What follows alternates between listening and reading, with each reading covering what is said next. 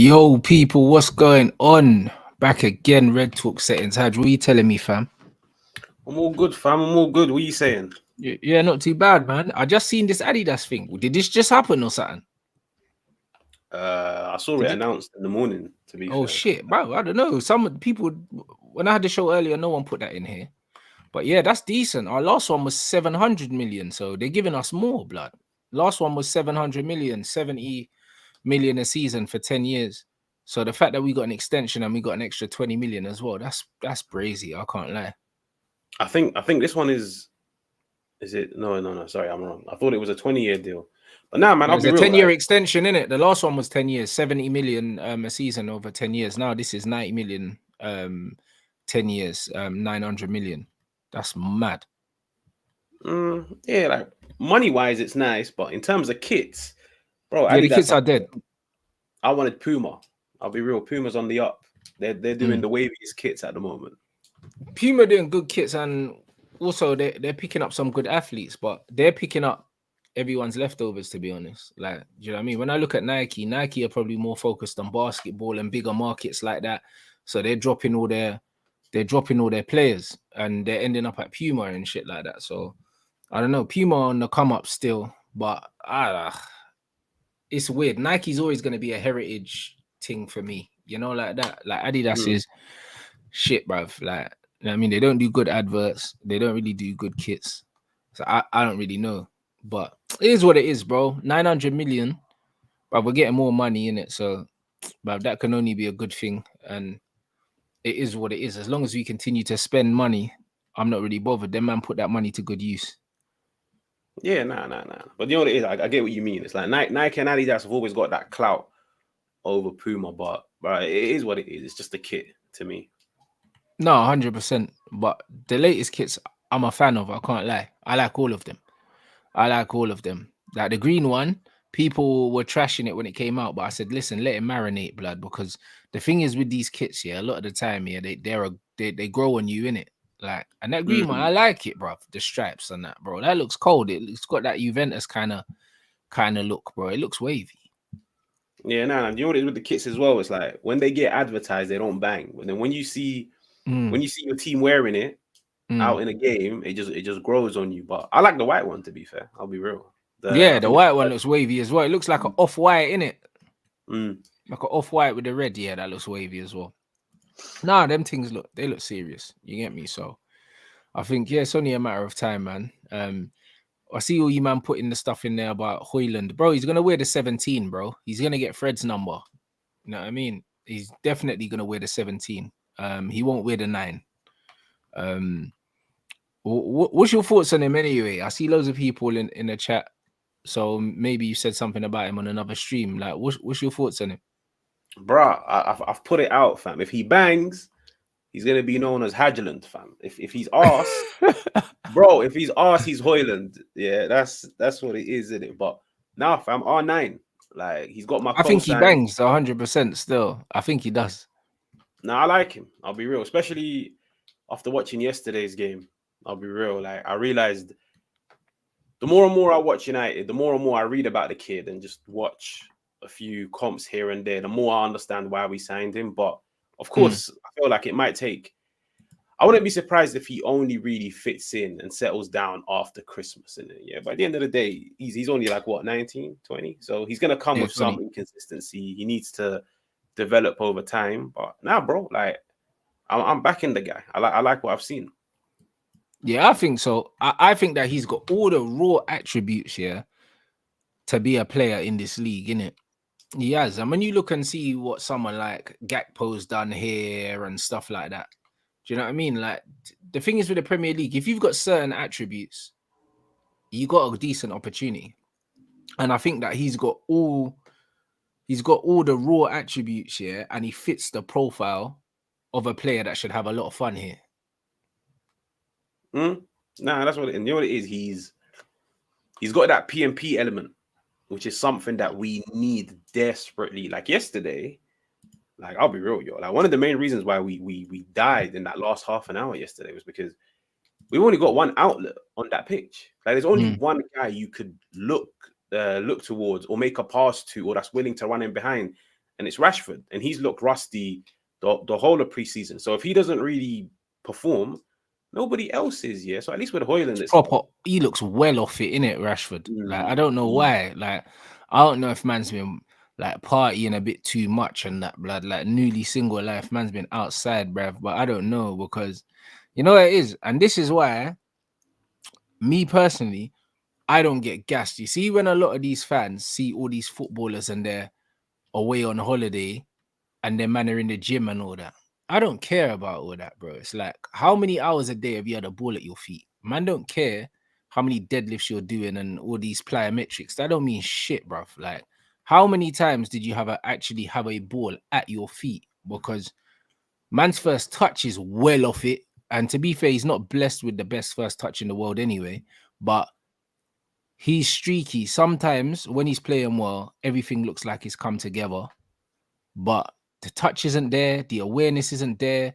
There's so many things, yeah, that really isn't there, and it's coming close to the start of the season. Like it shouldn't look like this. Do you know what I mean? And it's not like he doesn't look physically fit because he's someone that genetically he doesn't really put on any weight. Like Rashford's he's always lean. Like so, it's not the fact that he's not physically fit. It's more like he's not sharp in his head. Do you know what I'm saying? You know what it is about Rashford? It's like sometimes I sympathize with the guy where I'm like, you know what, like fair enough. Like at times you have to bail us out because no one else is really offering anything in terms of goal scoring. But it's like yesterday, I remember as soon as I saw the lineup, I was like, personally, if I was in charge, I would have started the first team yesterday because there's only 2 more preseason games, but they're back to back, like one day after the other. And based off last year, the first team only plays one of them, and then the second team will play the game the next day. So I'm thinking, like these men came on for half an hour yesterday, and on God, they stank it out to another level. Like I couldn't believe it. Like I was like, fair enough. If the B team comes on and you see such a drop off, you're like, you know what, fair play. It makes sense. There's a reason why they're the B team. Bro, the A team came on. Like these were the main guys. Like when I saw the lineup, I was like, every man on the bench is in Ten Hag's mind to be a starter come Wolves. Because it was practically like Onana, Martinez. I think the only one really was probably Evans. And Hojlund. Hojlund will probably come into it. But bro, it was all the first team players and they came on and everything was off. They all look rusty. Like fair play to Ten Hag in it. Like I actually agreed with everything that he said yesterday about the game where he was like, nobody stuck to the game plan. There was no press whatsoever. It felt like it was 11 individuals. And the worst part about it, bro, was if it was 90 minutes, fair play. It was half an hour. It was only half an hour of football and everybody came out with like 50 negatives. And yeah, it is worrying. You know what it is, yeah? Like it is in a way, but it just looked like mentally a lot of these players, they just thought, fuck it, we're coming on for half an hour. Doesn't really matter. You know, like that, see this game out, don't get injured, next one. You know, like that. Like, I just want to go home now. Tired of this American thing. I'm tired. Like, you know, like that. That's what it looked like. You know, when you know it's the last game of preseason, the man's like, all right, cool, we just want to leave now. That's what it looked like. I can't even lie. It looked like them man were just done with the whole tour and they just wanted to go home. That's the only thing I could think of because I still didn't even get the psychology behind bringing on the first team second.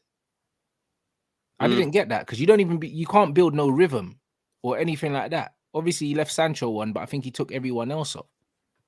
Yeah, he kept Sancho until like the 70th, 75th minute.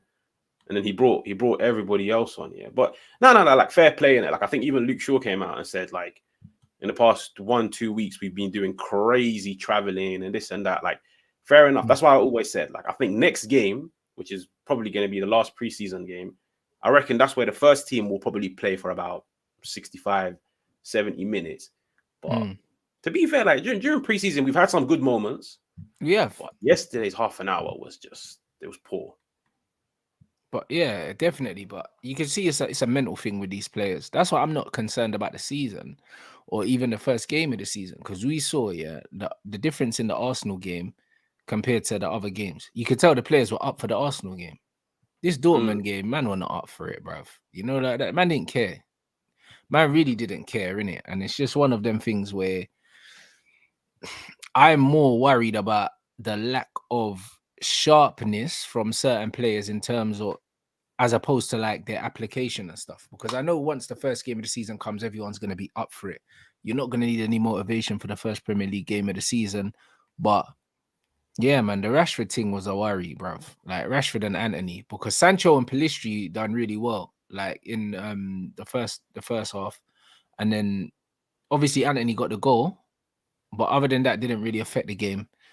And Rashford was awful, bruv. Like man had Rashford fail comps, bro. It was brazy. Mm. I can't even lie. So like I just don't even know. And the thing is, Rashford just got a new deal as well. And obviously, I know Rashford is someone that he divides the fan base, innit? He's very divisive. He's very by the way he plays, and he's a player that I've tried to kind of just embrace who he is because I know what he is in it. And it's one of them ones where once you understand the kind of player he is, you kind of just gotta fucking accept it, bro. Like Marcus Rashford is a player that he's one of our own, so he's always gonna be massively, massively hyped.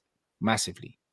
Do you know what I mean? He's English as well, and because of the stuff he does off the pitch, everyone's gonna talk him up like as high as they're gonna talk him up. But he is not someone that can be relied on, like for performances, for goals, for anything. Like we have to keep it 100, innit? Like he scored loads of goals last season, but I'll be damned if I'm going into this season relying on him, yeah, to score the goals that's gonna do anything, bruv. Because we don't know. Next season he could have another bad one. Because the season before last he had a shit season. And even if you look at last season, he went 3 months without scoring at one point. So even though he scored loads of goals, he scored them in bunches. Yeah, I think even towards the end of last year, I think he was on, was it like 3 or 4 in 18 or something like that? Like towards exactly the end. But now with Rashford, I'll be real. Like I've always maintained, like I understand the hype around him and this and that, but I've never been a fan. And the thing is, I don't think I ever will be because, like, fair play to him. Like I gave him his flowers last year because he was the only player that was stepping up at times when nobody else was. But it's like, bro, it's like everything I question about him that I've questioned since he was 22, season after season, I don't see any improvement in them. Like, fair play to him. Like in terms of upping his movement in the final third, yeah, he's improved in that. In terms of his ball striking, his finishing, yeah, it's relatively improved. Bro, he still picks up the ball and runs into man. And it's like, I don't get it. Like fair play if Garnacho done it, if Pellistri done it, I'll be like, you know what, man, them at 18, like they're new to senior football. Rashford's 25, 26, and he's still tunnel vision. And the thing is, you sit down and watch him and you see the head is constantly down. And like there was even a moment yesterday, I think it was like 2-3 minutes before Sancho got taken off. Like we were on the counter, Mount slipped him in, and Sancho was there open for him to slide in. And bro, his head was completely down. He just ran into man. And I was like, yo, like, fair play preseason. But I see this 2-3 times a game in the Premier League, and it's costing us severely because, like, fair play to Ten Hag. He said it last week, and I fully agreed with it, where he came out and he was like, I need new attackers because the wingers that I have, or the attacking players that I currently have, they don't capitalize on 1v1 situations. And the thing is, like, the proof's in the pudding. You watch the Man United games. Anthony in isolation is a dud. He doesn't do anything. Rashford in isolation doesn't do much. The only two players that do anything in isolation are the two 18, 19-year-olds, but you can't really rely on them. So I don't know. I'll be real. Like, that's what it is. It's mad. And it's funny because I had the show with I think it was Ty and him, and I was talking about Sancho, and I told him, Sancho in this false nine is a problem, innit? If we use him properly, how we're meant to use him, like this is his best position. I've seen it now. It doesn't matter who we're playing against. This is his best position. And we talk a lot now about how football's evolved, innit? And the way football is evolved, the old number 10s that had the creative freedom, without the defensive responsibility to get on the ball and make things happen, they don't exist anymore in the game. Like formations and tactics don't allow that anymore. Do you know what I'm saying? Like Arsenal allow Erdegaard to do it to a certain degree, and he's very fortunate because there's not many teams in the world that allow a number 10, the freedom that he gets at Arsenal. You just don't see it anywhere these days, isn't it? And what Sancho's doing in that false nine, he's dropping into the same areas that an old school number 10 would drop into, and he's causing problems in it. Like every single game that he's played in there, no matter the opposition, he's been one of our better players. He's looked sharper than everyone. He's made the better decisions than everyone. He's looked better on the ball than everyone else. And he genuinely looks comfortable there. And it's going to be interesting when Hojlund comes in, yeah, how the manager decides to use Sancho if he's going to put him back out wide. Because you looked at Anthony, you looked at Rashford. Bro, out of all our attackers, Sancho's the only one that's looked good, bro. Like this preseason, apart from obviously Pellistri, who's a kid who's gonna go out on loan. You know what? You know what it is with the Sancho thing. It's like I'm happy that he's like finally beginning to find his feet and everything. But I'll be real, like project whatever it is, like Project False Nine now, man, count me out on that one because as much as he fits the role, and I'll be real, he's very tidy in possession centrally. Like he's a very reactive dribbler, where it's like as soon as you press him, he knows how to get himself out of it. He keeps the ball tidy. But the problem with Sancho, false nine, is the exact same problem with Martial as a false nine, which is these men will do the fancy stuff, but we don't have the wide players to compensate for their lack of potency in attack. So it's like Martial would do everything, but the wide players are not scoring enough goals. And like I always use the example when it comes to like false nines. Like I saw two quality teams play false nines in Madrid with Benzema and Liverpool with Bobby Firmino. But those two wide players were output machines. Like, bro, we're already 5 minutes ago, we were sitting down talking about Rashford. Like, we don't know if he's going to replicate the same form as last year. And the other brother, like, I'm not even going to touch on him. Everybody knows my views on him. Like, I'd be surprised if he gives me 6 or 7. So that's where I see a problem with false nine. That's why I don't want to see false nine at this club, innit? Like, I just want a striker that can score the goals because I don't trust my wide players to score them. Yeah, but the problem is, yeah, like we can flip that the other way because our wide players aren't creators either. So, do you know what I'm saying? Like Rashford's not a creator. Anthony's not a creator. So we could turn around and say that we put a number 9 in there. It solves our problems. But you saw what happened with Nunes at Liverpool. Like him playing in the 9, he wasn't scoring as many goals as him playing out wide, innit? And sometimes the profile of the other players around you dictates how you can do things, innit? Like at the moment, because we don't have any ball retention anywhere, if we lose the Sancho as the pivot, the guy that kind of helps things stick, like, bro, I just feel like the ball's never going to stick, bro. And we're going to spend every game without the ball because he's our only attacker right now that can hold the ball. And it's worrying, blood. He's the only one. You know what it is? It's worrying because I'll be real, like control is a big thing in football. But I've always maintained like the way I see this team playing is the control will come out of possession, yeah. But the way I look at it is it's fair play. Like Anthony's not even the best of creators.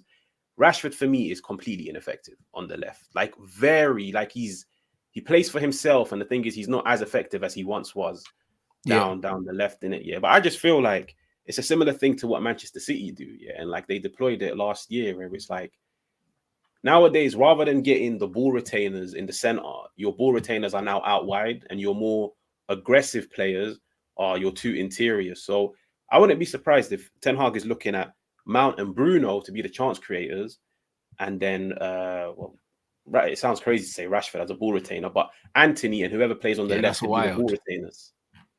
That's the way I look at it, because when you look at City, for example, Grealish and Bernardo, they create chances, but when you look at the way they play, they primarily retain the ball.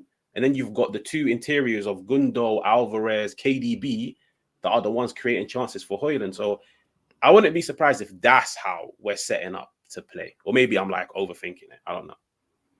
Yeah, because we're definitely not getting ball retention from Rashford. And also, like you said, Rashford keeps his head down as well. So it's not like Rashford's cutting inside and trying to float crosses in. Like he's trying to get his head down, go at people and shoot.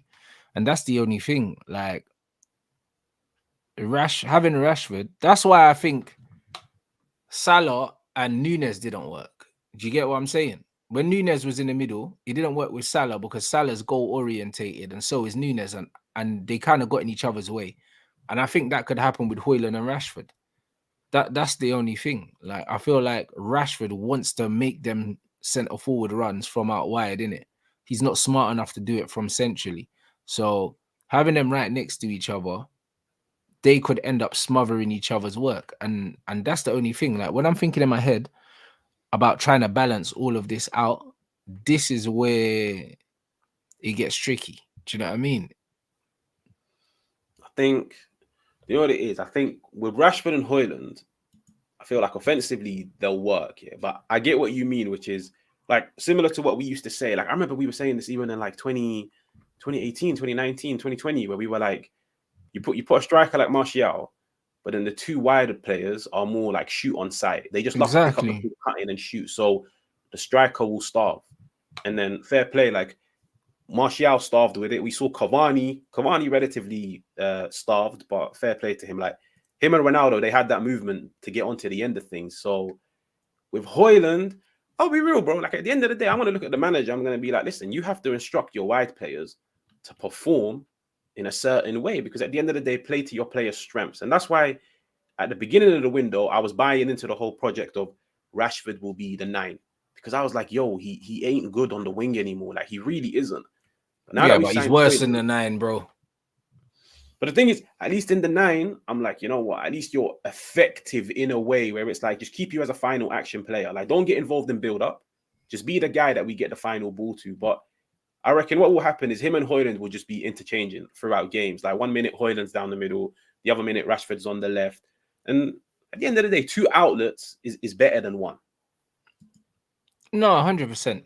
100%. But this is why I feel like having Rashford and Hojlund, yeah, as your wide attackers and having a false 9, I think that works best in terms of balance, bro. I would play Hojlund on one side of Sancho and Rashford on the other side, because that's what Liverpool had with Mane and Salah, bro. You know what I mean? Hojlund's left-footed coming inside, Rashford's right-footed coming inside, because, bruv, yeah, it's one of them ones where I can't lie. If the ball's not gonna stick, it's peak for us, blood. I think that it's gonna be one of them ones where in certain away games against certain teams, I think we could do well, like sucker punching teams. Do you know what I'm saying? But the games Mhm. where we're meant to have the majority of the ball and put it on teams, yeah, we might struggle. And that was the same thing that happened kind of under Oli, where when we played against teams and they came out, we found ways of picking them off. Do you know what I'm saying? And against other teams that actually sat back and let us have the ball, this is where we had our problems, because who's unlocking teams, bro? Even when you look at our midfield right now, like people can talk about people can talk a lot about Bruno and creating chances and all that. Let's be honest, innit? If we're having loads of possession, Bruno's not the guy that's gonna play the eye of the needle pass, yeah, and we're gonna score goals. He's not that kind of creator, innit? He's a volume creator. That's what he is. And even when you look at his stats from last year, like they don't move people in it. Like his output is declining because he's playing deeper. He's playing a different role for the team now. Mason Mount is not gonna turn into fucking Cesc Fabregas. It's not gonna happen. So where's our chances? You know what it is? From that aspect, I'll be real. If you want to do Sancho with Hojlund and Rashford, I think that's a big gamble. I'll be very honest, because as much as Sancho has done well preseason, like false 9, I'll be real, yo. Like if somebody was to say to me right now, like the Sancho against Lewis Dunk against Brighton, like I know who I'm putting my money on that one. Yeah, it's Yeah, but just he's never going to be against them. That's the whole point of a false 9. As a false 9, you don't play up against anyone. Do you know what I mean? nah. Like That's Firmino true. didn't play up against anyone. No, that's true. But of course, depending on the situation, there might be times. But the thing about Sancho is because I'll be real, like the thing about Sancho is I've seen preseason, and I remember like last year he sucked me back in, and I was like, yo, like this is gonna be our campaign. And it's just, bro, like Prem football is so different to preseason. And it's like he just drowns out there come game week 1. But even then, I'll be real, I don't trust the wide players to carry Sancho playing as a false nine. I really don't. Like even Hojlund, I'll be real. Like as much as I'm backing the guy, I don't really know what I'm getting out of him. Like he might come in and surprise everybody and hit the ground running, or he might just be one of those players that takes a whole season to adapt. And I'll be real, bro. Like at the end of the day, if you're gonna accept putting Hojlund out wide, why go on with Anthony? Like this is a brother that we dropped 100 M's on. Like 100%. But if Hojlund's scoring goals, we don't care about Anthony. I'll be honest. We're Manchester United. Like we can have a €100 million player on the bench. We can.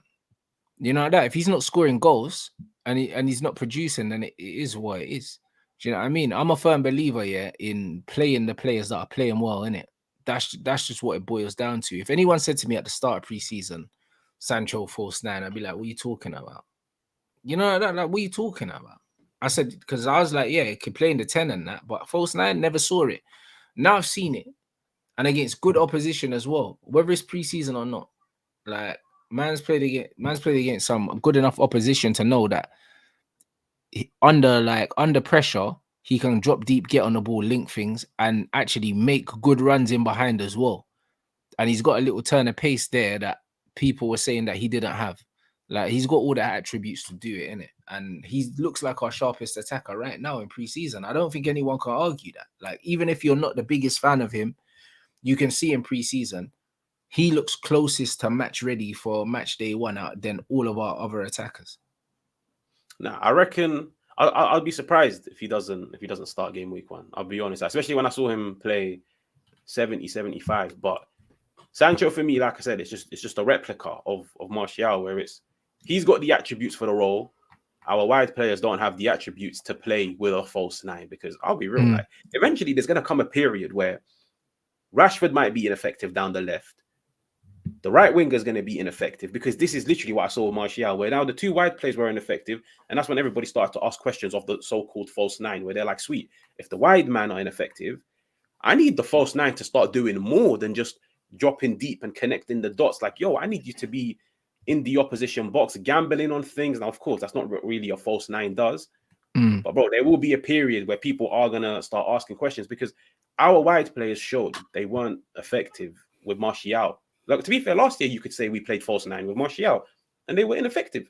So yeah, I know, but respectfully, Martial ain't even half as mobile as Jadon, bro. Like, Martial can't run.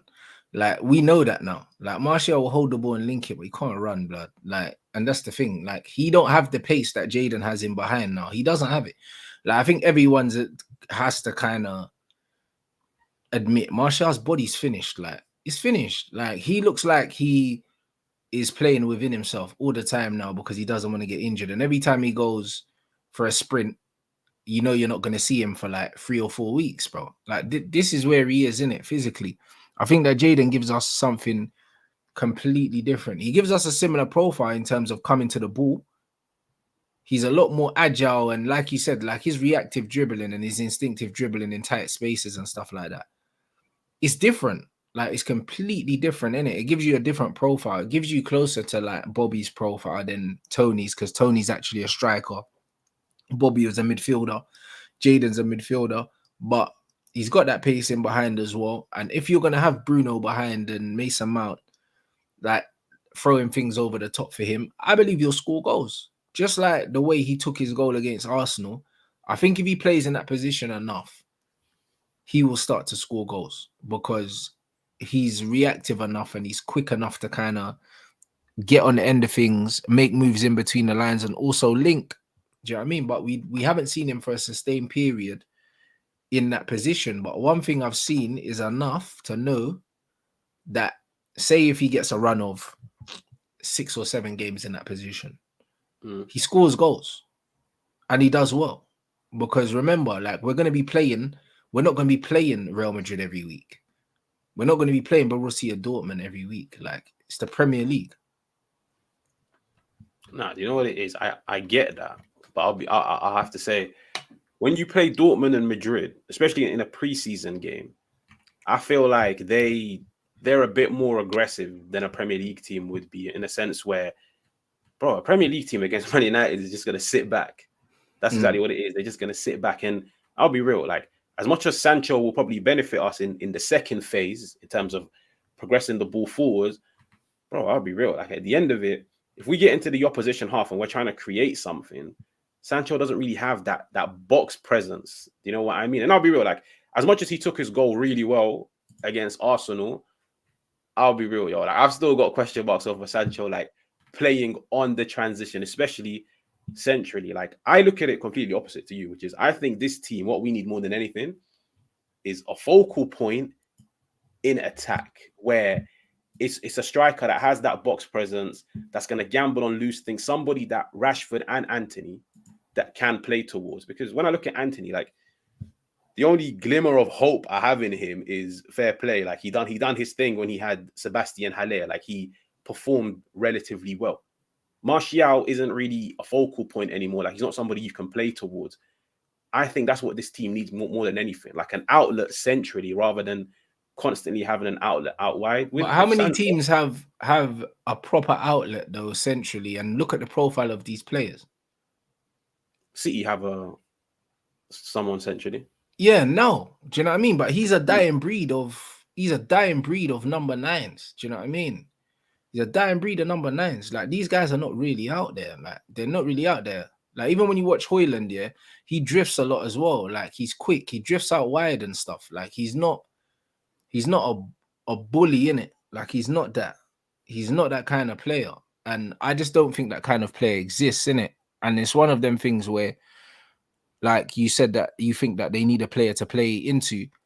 I would say, yeah, you more need a player that's gonna come in and involve themselves in the game more than someone to play into, because Rashford ain't gonna play into no one. Rashford gets the ball, puts his head down, and tries to do what he's gonna do. Rashford's not gonna turn into this intelligent, creative wide player that does what Sancho does when he's out wide, puts his foot on the ball, gets his head up, and looks to see who he can pop it into. Rashford's never gonna be that guy. As soon as the ball goes to Rashford, first touch, he wants to get it out his feet and into space so he can run.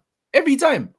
It's like clockwork. Like Rashford is not going to be the guy to put his foot on the ball and try and link with a number 9. And this is why I think him and Hojlund could actually get in each other's way, because I don't think Rashford is cute enough to play that kind of game. Do you know what I'm saying? I don't think he's cute enough. Like, I think he needs someone like a Benzema that's going to do the selfless stuff, come deep, pick up the ball, lay it off for him, and just let him play his game. Because Rashford's not going to change his game, bruv. You can't teach an old dog new tricks, and Rashford is not. He's not learning nothing new. Do you know what I mean? And that's the only thing. I'm just thinking about how does it gel? How does it all gel together? I get it from that sense. Like I'll be real, me and you are on the same page in terms of whether it's false 9 or it's with Hojlund down the center. The question mark is Rashford, because his play style, he plays for himself, and at the end of the day, that doesn't benefit anybody. Yeah, but I think the way I look at it is, I still feel where, like with Sancho, as much as I feel like technically he benefits this team, especially in terms of providing control, I think physically he will struggle. Like I can really see come game week 1, Sancho will get bullied centrally, and he'll struggle. He'll struggle to hold up the ball. Like that's where, if anything, I might even favor Martial over him, because I'll be real, physically, I still edge Martial over what Sancho. Physical strength? Of course, he's a bigger guy. He's a bigger guy. Do you know what I'm saying? But I think what Sancho does well in that position is he receives the ball whilst he's moving. Like you watch him, it's not like he's pinning defenders. He's not going to pin defenders. Martial can pin defenders. Bobby didn't pin defenders. Everything was on the move, running towards the ball, little flick here, flick here. It's being constantly dynamic. That's how he played the false 9, innit? Martial, physically stronger than both of them, can pin and play like a traditional number 9 in the sense of pinning players. Like the way I see it, yeah, and the way I saw it with CR7 as well, like when he was our number 9, it was like you either have to just play completely into this guy, yeah, for him to get goals, and everyone else doesn't get goals. Do you know what I'm saying? Or you pick a number 9 that is going to do all the other stuff and sacrifice his goals for everyone else's goals. Do you know what I mean? I don't think that we can find a system, yeah, where our number 9 gets goals and Rashford's get goals and Anthony gets goals. I can't. Do you know what I mean? Because even when you look at Liverpool, Bobby wasn't scoring. Mane and Salah were scoring. And then when Nunes was down the middle, yeah, Salah wasn't scoring. Do you see what I'm saying? Like You I know what? don't see a way that you can fit them all in, bro, without a striker down the middle that sacrifices himself or sacrificing the goals of Rashford to get goals for Hojlund. But I can't see a way they both score. That's why Rashford and Martial do well together, because Martial's not selfish at all. I get that. Like I completely agree with it. Yeah, but I think it's one of those ones where it's like you have to pick which one do you want. Like you said, either the 9 sacrifices his output, or the 2 wide players sacrifice their output. And the way that I look at it is, at the end of the day, I'll just compare the two. Now, of course, I can't compare them in terms of sheer output because we haven't seen them play. To be fair, Yeah. but I just feel like our wide players currently, besides Rashford, and that's why I said, like, I feel like Ten Hag has to say something to him. Like, look, like, yo, last year or whichever years, like, you've had Martial. Martial has been that player that's been willing to sacrifice himself. Now that we've gone and splashed 60, 70 M's on a striker, and everybody can But a see what type of 20-year-old striker that's not gonna come in and play straight away.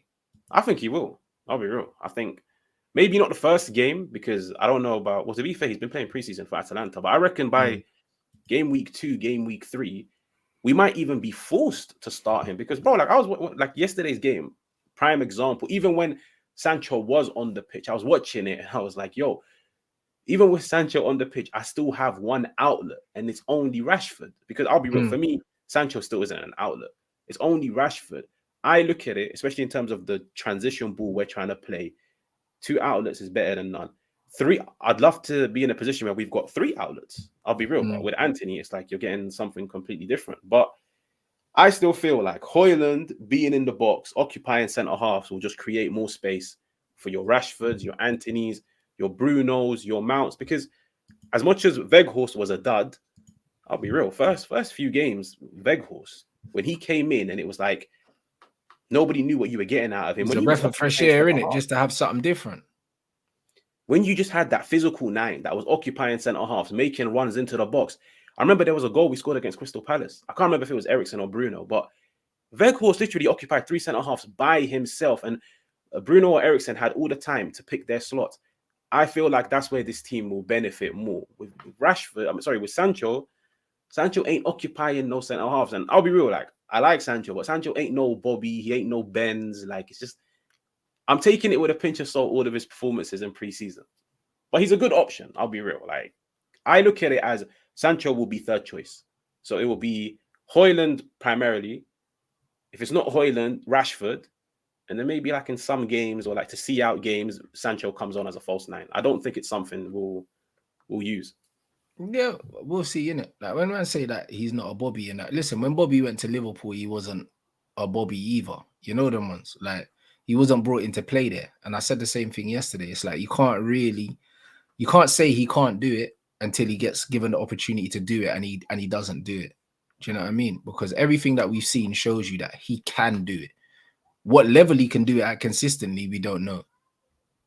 We do not know, innit? Big up Adam for the super chat. He's saying we're here trying to work out how to include Rashford, find a way to fit him in when we should use him as an impact sub. I'd sell him fed up with his tyrannical presence. Nah, he's right, bro. Like, to be honest, like, we've just given him a new contract, and we're really thinking about how to fit Rashford in, because really that's what it is. Because if Hojlund comes in as the 9, I'm thinking, how does Hojlund and Sancho? How does Hojlund and Rashford work? I'm not thinking about how does Hojlund and Sancho work, or Hojlund and Anthony, because Anthony and Sancho aren't head down attacking, trying to score goals like Rashford. It's one of them ones. Like, it is literally that. It's trying to work out how we can fit Rashford in the team. And the funny thing is, on his performances, he probably doesn't deserve to play. However, because he gets you goals, and because he's got that pace that you cannot buy, yeah, it's kind of like you just have to take the good with the bad with him. We're not, it sucks to say it, bro, but this is what it is. That's the game. That's the game. Like, no one hates it more than me. No one hates modern football more than me, bro. I have to take the good with the bad with Bruno. I have to take it with Mason Mount. I have to take it with Wan-Bissaka. I have to take it with Rashford. I don't rate any of these footballers, bro. They don't consistently show me that they're good footballers. But the problem is, yeah, in the modern game, yeah, there's so much of the game now that is due to off the ball stuff. What used to be the way you judge players about how good they were with the football is now not even really a thing. So now it's literally you have to look at, are they a net negative or are they a net positive, regardless of what their skill set is. You know what it is? It's like I agree with Adam and I agree with you, which is like it's mad that we're sitting down like debating Rashford when you and I both know, or everybody in the chat, everybody knows, like, yo, if this brother is fit, he's starting. Like, no matter what. Like, he's probably one of the 2-3 players that you can't even debate their starting position. Yeah. And it's just I've said this about every manager that we've ever had, from Ranić, Oli, Mourinho, whoever. Someone's going to have to get through to him and just tell him, like, yo, fair play. Like, you enjoy picking up the ball, running, cutting in, having a shot, this and that. I'll be real. Like, the output is there.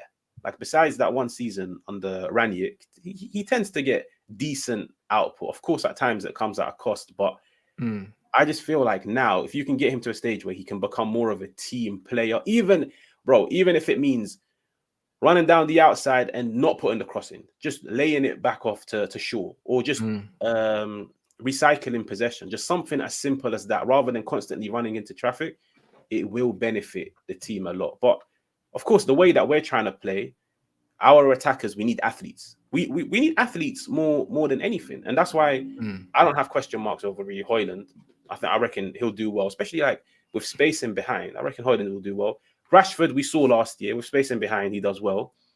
Anthony is the only real question mark. But I'll be real, bro. Like I said, when the season starts, I think them two interchanging is going to be the only way where both of them can have some joy centrally. Yeah, facts. And then, like you said, Rashford, hojlund, Sancho is quite balanced. It's very balanced. But then you have Anthony that we spent that money on, who's also the manager is clearly a fan of because he brought him in, who's left-footed as well. And Sancho's not. Even though Sancho's best performances for us last season did come on the right. It's like, you see what I mean? It's a weird one, bruv. Like, when you're thinking about balance, because that's what I'm thinking about. When I'm thinking about balance, it's going to be a tough one to try and accommodate everyone. I think there's going to be, it's going to be more the same Man United. We don't know what team's going to show up, like in terms of how we're going to play football. I thought after the first few games of preseason, I thought that this season we would have a bit more of a settled way of playing, like a bit more of an identity. But after this preseason, I can't lie, going into it now, we're going back into the league still not knowing what we're going to get from week to week, blood. I think, you know what it is? I think the Arsenal game is like a rough idea of what you're going to get. Because I'll be real, like Arsenal, I feel like at times we looked well. We did. Yeah, that's what it is. I think it's just going to be like very aggressive, very, very vertical football, like very aggressive, very direct, running in behind. And I'll be real, like at the end of the day, like with Man United, and you saw it last year, it's Man United will never be good on the eye. I think once people accept that the team we're building, it's never ever going to be Pep Manchester City or De Zerbi Brighton. It's not that. We're not even aspiring to be like that. We're just aspiring to be a very aggressive team. I even Ten Hag said it last week. He's like, I'm trying to build a team that is it what, like one of the best in Europe on the transition? Or yeah, he said best in the world. Yeah, so something along those lines. So we're going to be very aggressive. We're going to be very direct. And at the end of the day, last year showed we reaped some rewards from it, because we created a lot of chances last year. It's just Mandem can't finish their food. That's what it is. hojlund has been brought in to probably try and help us solve that problem. And I think everybody's banking on maybe Rashford also improving in the final third, like even though he scored like 16, 17 goals. Anthony probably chipping in with a bit more. Mount and Bruno. So I think we'll be a very productive team. It's just, can we finish our chances? I don't know, because that might be the thing that holds us back. No, 100%. Man said route one over the top direct football. You know what? It could well be that.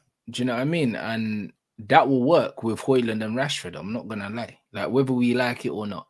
Like, even you saw Onana's pass into Rashford yesterday? Like, But you I see loved it. that kind of shit there, that's an extra 6 to 8 goals a season for us, just having a goalkeeper that can do that, maybe even more than that. Because that brother literally just skipped the whole of the pitch and just went straight into the attacker, bro. And Alisson does that with Salah all the time. And he did it with Mane as well. Do you know what I'm saying? So being able to do that, that's a cheat code, bro, right there. Especially when you've got Rashford's pace, because as much as he's frustrating, when he gets one-on-one through them balls over the top, most of the time Rashford scores. Most of the time he does. Pogba was dropping those on the end of his foot at one point, like every other game, and he was thriving in it.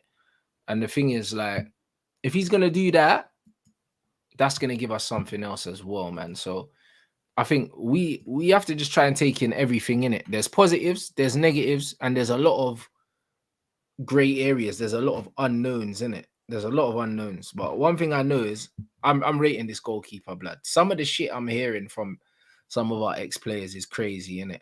I feel like them. I feel like they're trying to protect the hair in it, like, because they That's played what with it is. him and because they played with him and stuff. But it's weird. Like, he's not. He hasn't been good for like 5 years, blood. Nah, that's what it is. But bro, to be fair, like you get that with every signing, innit? Especially when it's a player that's been here for over a decade, and you have to bear in mind, like with Onana, people already had mixed views. Like I always say, like, yo, in 2023, if you still don't understand the benefits of a modern keeper, then there's no point of me wasting my time with you. But it's some people, it's just they love the old school way, like a keeper that just specializes in saving shots. And I'll be real, like with Onana, like you take the good with the bad, because even though I feel like he's been quality in possession, fam, I'll be real, like nobody spoke about it. But yo, when I saw that Bellingham goal, I was like, what's my man doing nearly outside his own box? Outside the box. Like, Why is he that far out? Yeah.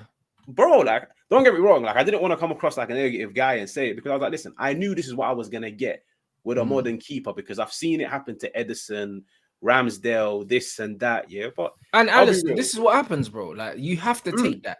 You have to take that, bro. There's always going to be pros and cons. It's just like when you've got a Wan-Bissaka, like the pros are 1v1 defending, cool, innit? The cons are everything else, like that. And then with Dalot going forward, unreal, bro. Look at the goal he scored the other day, bro. Wan-Bissaka wouldn't even have thought about shooting. One touch, slapped it top corner, going past players and all. Shot.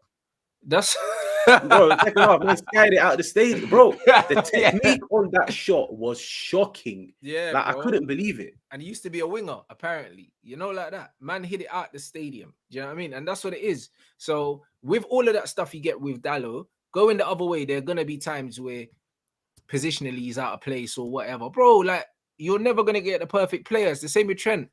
Defensively, he don't give you a lot, but on the ball, like, imagine if Trent played in a possession-based team, he'd be all right. He could get away with that shit at Man City. Do you know what I mean? At Liverpool, because Liverpool playing transition ball, and their midfield was weak, he was getting victimized every week.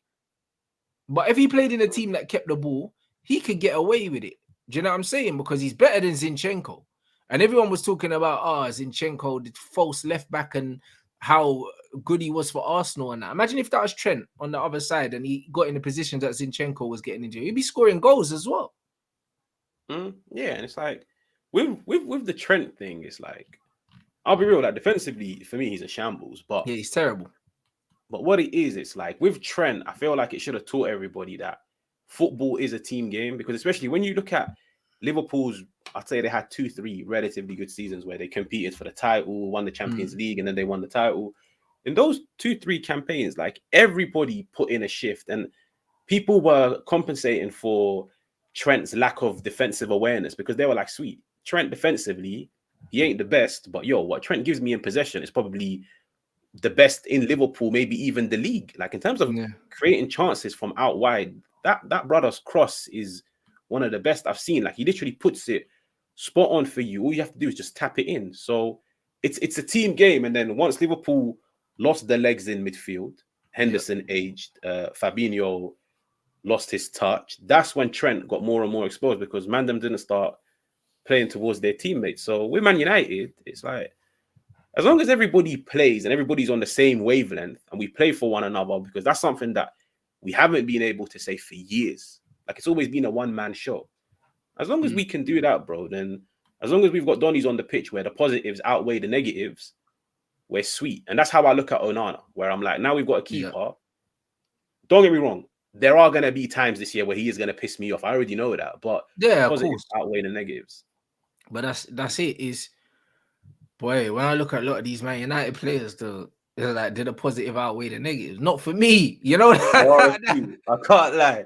I know what you mean. There are a few that I've got a lot of question marks over. Hey, bro, most of them don't. The positive don't outweigh the negatives for me. I can't lie, bro. Like, and this is what the problem is. Because like with Casemiro, the positives outweigh the negatives. I know what kind of player he is. Like, Casemiro is one of them guys, yeah, who looks world class, or he looks off it. You know them ones. Like, that's just the kind of player he is. Because of his build, he's not really explosive, and he's not amazing on the ball. He's got very good technique on the ball, but he's not very, very composed on the ball, innit? If you pressure him, sometimes you can catch him asleep, innit? Like, he plays with an element of composure that maybe he shouldn't play with because he don't have the feet to play like that. Do you know what I mean? He plays like he's got Frankie de Jong's feet, but he doesn't.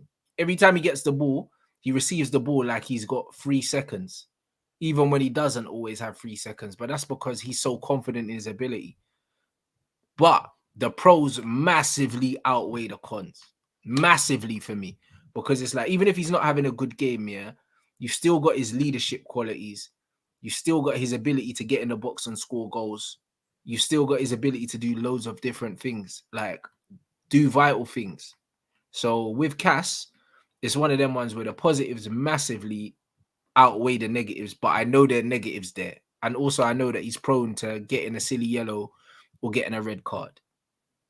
But I still wouldn't swap him, you know, like that. Everyone else in midfield, yeah, the cons are outweighing the pros, blood. Bruno, for me, the cons outweigh the pros. Same with Mount. Same with Ericsson. Like, bro, when I go through all these midfielders, McTominay, Fred, all of them, every single one of them, the cons outweigh the pros for me. Like, honestly, like, if I was building a midfield at Man United, Casemiro is the only one I'm keeping, and I'm getting rid of everyone else.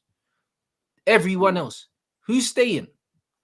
I can't lie, you know. You see with Casemiro, I love Casemiro, but yeah, I'll be real in it. Yeah, I wouldn't be surprised if Casemiro and Varane are both in Saudi next summer.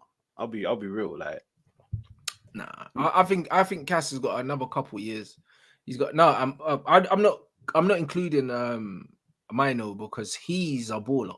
Like, he can play, he can put his foot on the ball, blood, but he's still not 30 first team in it. Like, so I'm not including him. He's a baller. He's probably the best on the ball out of all of our midfielders. He's 18 years old. Tells you everything you need to know. And this is why Amrabat's so vital for me. Because when he comes in, proper midfielder. I can't even lie though. I'll be real. Like, I like what I've seen of Amrabat, what I've read, what I've like done my own research on. But as crazy as it sounds, I wouldn't be surprised if second half of the season Amrabat benches Casemiro, because I like Casemiro. Like, I don't want to come across like I've got something against the guy. No, but he's better on the ball than Cass. You're right. He is. Bro, I think he's better than Casemiro in a few other things, to be fair. I think on the ball, he's better. I think. No, but off the ball, he's more explosive. But yeah, the way that Cass reads things, innit? Like, Cass's thing's mad, because it's like, even when you watch Casemiro, yeah, what's mad is, like, you know what people sleep on? The amount of times Casemiro plays first time passes without looking.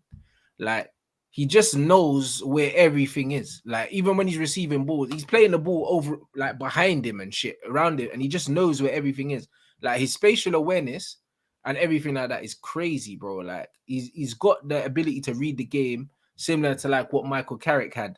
So even though he's not the most mobile, he reads the game and he intercepts and he breaks things up really well, innit? What I like about Amrabat is similar how he puts himself about to like a Declan Rice kind of mode, is in he's more powerful, he'll run, he'll slide in, he'll physically put himself about more like what Casemiro used to do maybe when he was younger.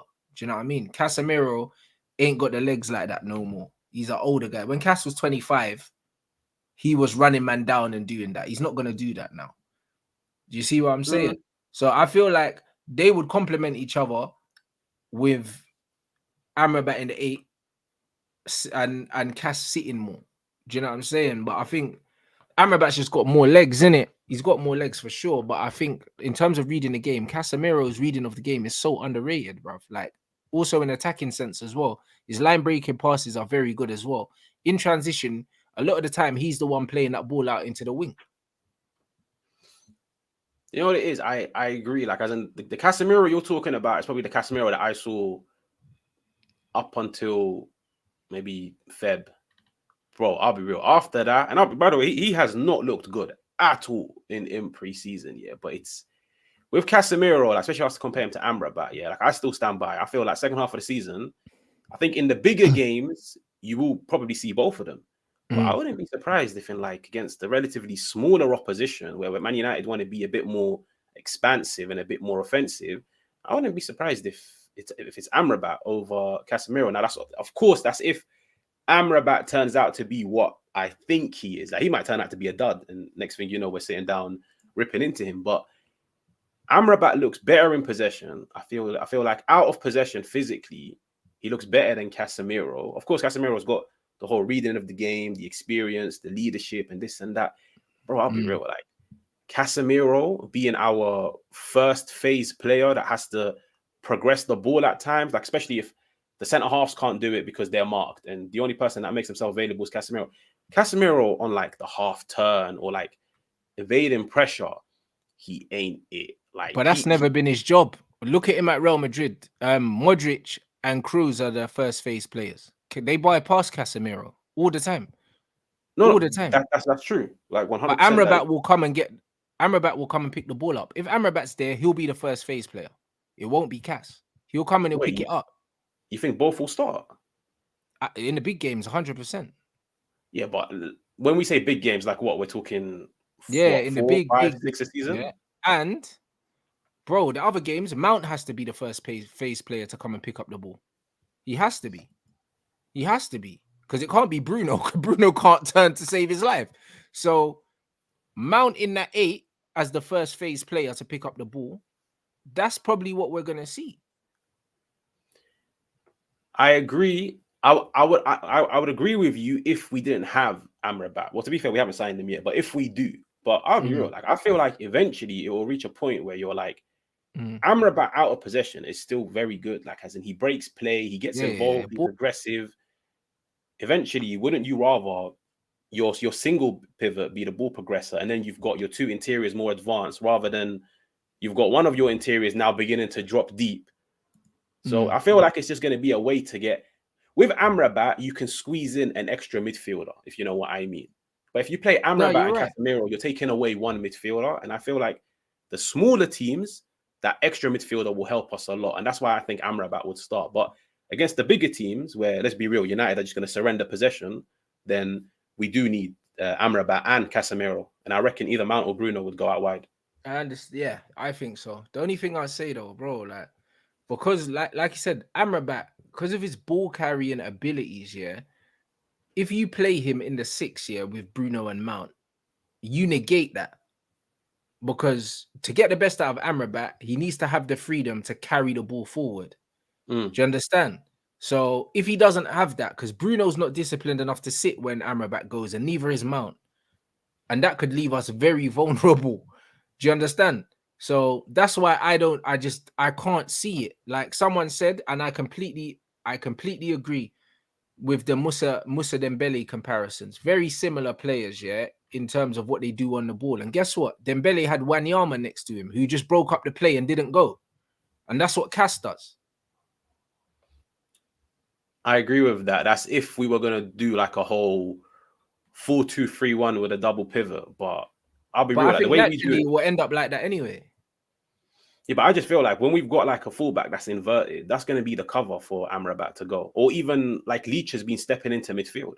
So I feel like the cover is there. It's just like the whole Amrabat and Wanyama thing, like back then, man, they've never done the whole like inverted players switching positions where like they cover for one another. It was just They the just same went. position.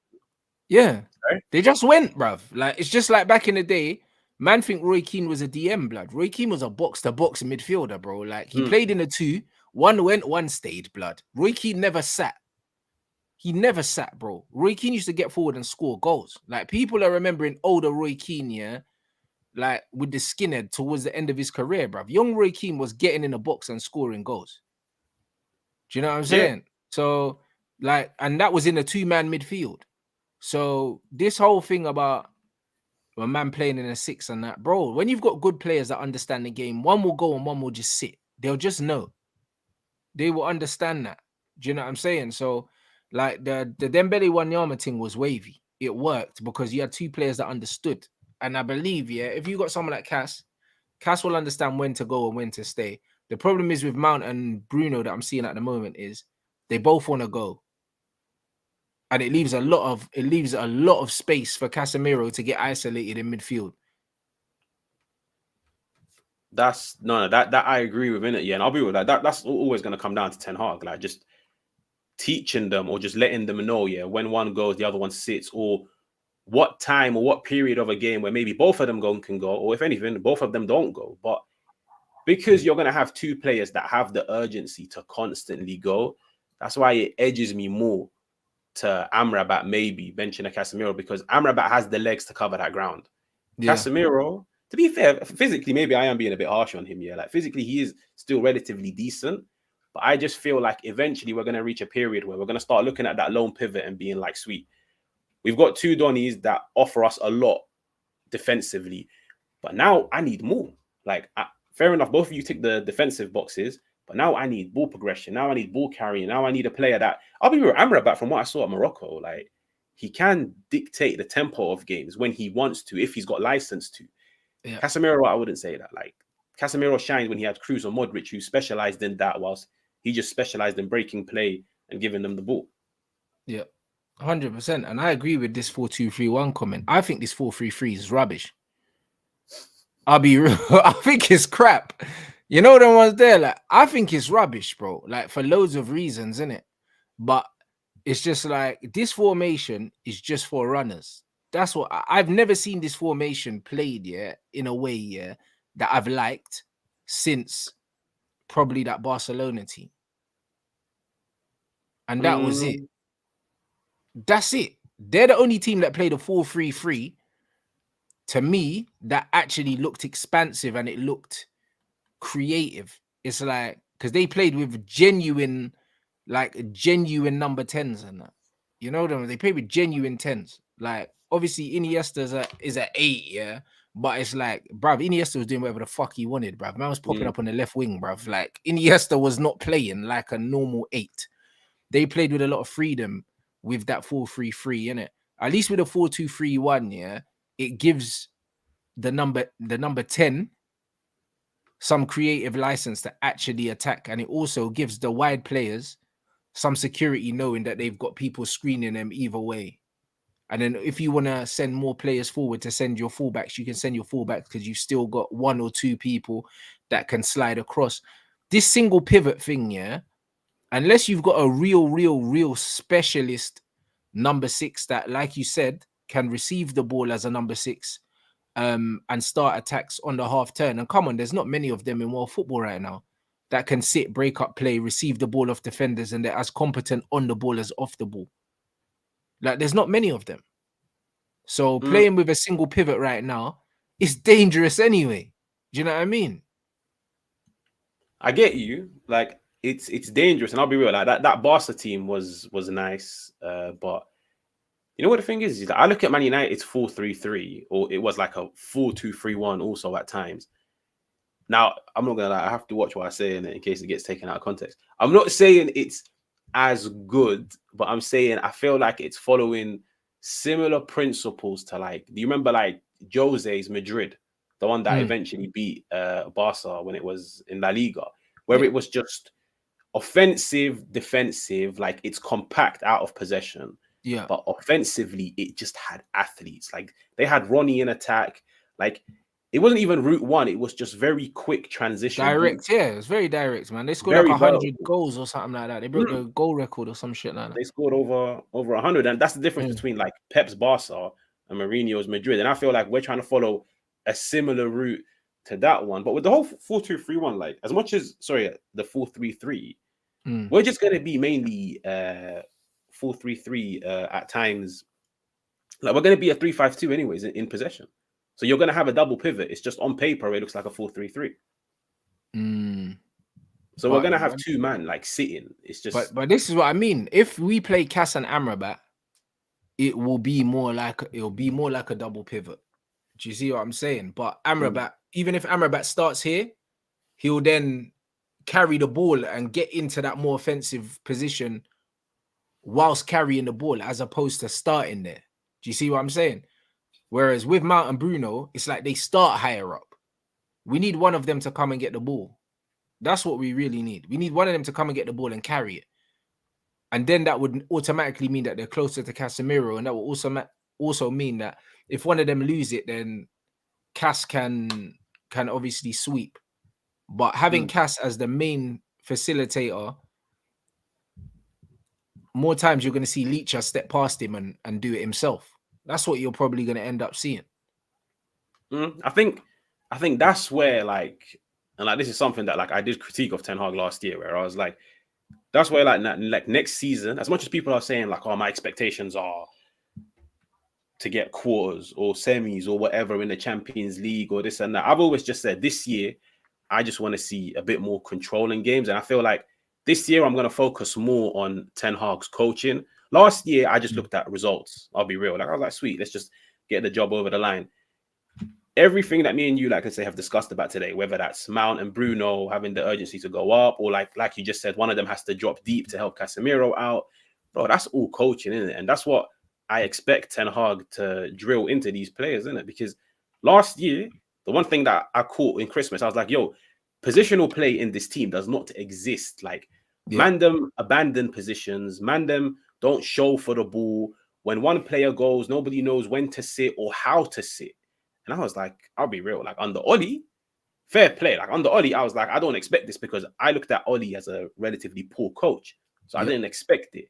But with Ten Hag, bro, like what I've seen at Ajax, I'm expecting a lot of improvements this year in terms of positional play. And I think if we do improve in terms of our positioning on the pitch, everybody will do well because now you're playing for one another. Yeah, no, 100%. Because, yeah, like you said, a lot of the stuff we were talking about is tactical. And I expected us to look a lot more disciplined, like going forward as well. Like defensively, I think defensive structure is good from us, innit? We conceded stupid goals from giving the ball away against Dortmund, but actually defensively, in terms of structure and positioning, we don't look too bad, innit? We don't look too bad. We look quite compact. We look quite drilled. But going forward, this is, the balance isn't right. It's not there yet, bro. Yeah, I think it will come over time. I'll be real. Like I think more and more people will grow into their role, and then I think what it is, it's like similar to like LVG when LVG first came in. Yeah, like the first area that he addressed was defensively.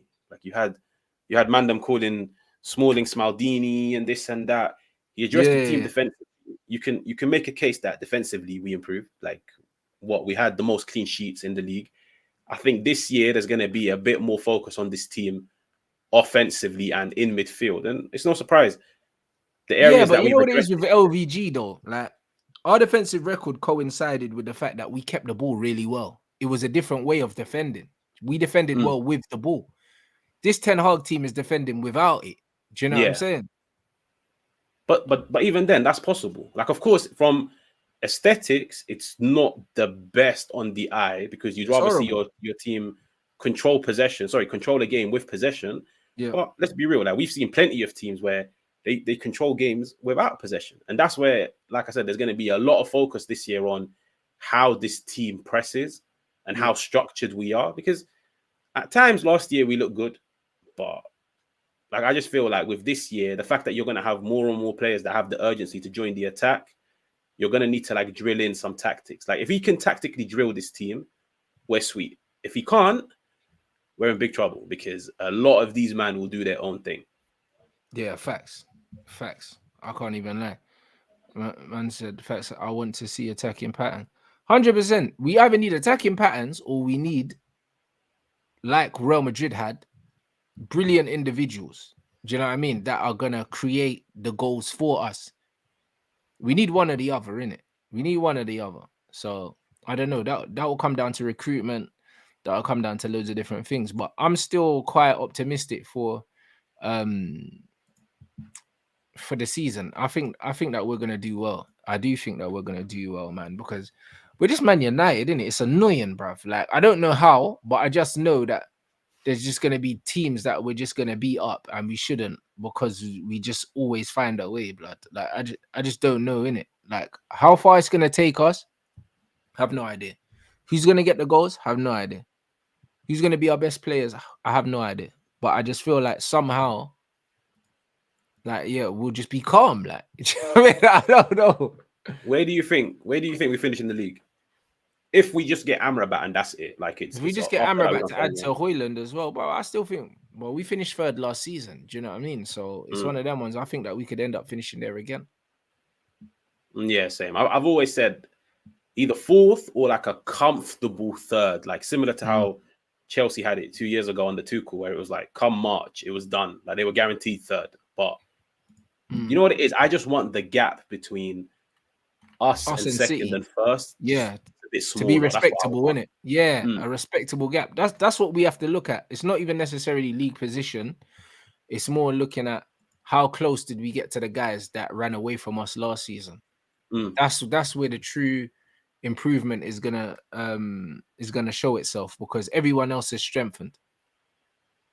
So yeah, man. No, it's gonna be interesting, man. You guys, smash up the like button, bruv. Still haven't even hit 500 likes yet, man. You man are slacking, man.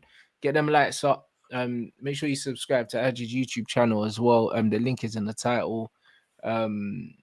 What's the rest of your week looking like, my bro? I done a stream yesterday, and I'm not gonna lie, I might have like 2-3 streams this week, like one generic Prem one, and then like one United. Like, I got a theory in mind, so I'm looking to like go through that. Exactly. So yo, my man's also put the link in the chat as well. So you lot, make sure you sub to his channel. You already know what it is, people. Back again tomorrow. I think tomorrow evening. I'm not sure. I need to check my schedule, but also keep an eye on the Instagram and keep an eye on the YouTube, because we schedule the streams ahead of time, people. Do you know what I mean? So yeah, man. Make sure you follow him up. Make sure you smash the like on the way up, guys. We need to get these likes up, man. For the numbers that's been in here, the likes are down, bruv. You know what I mean? So get them up. We need at least minimum 50% on the likes, and we haven't got that. So yeah, man, hit that up, people, and I'll catch you guys again tomorrow.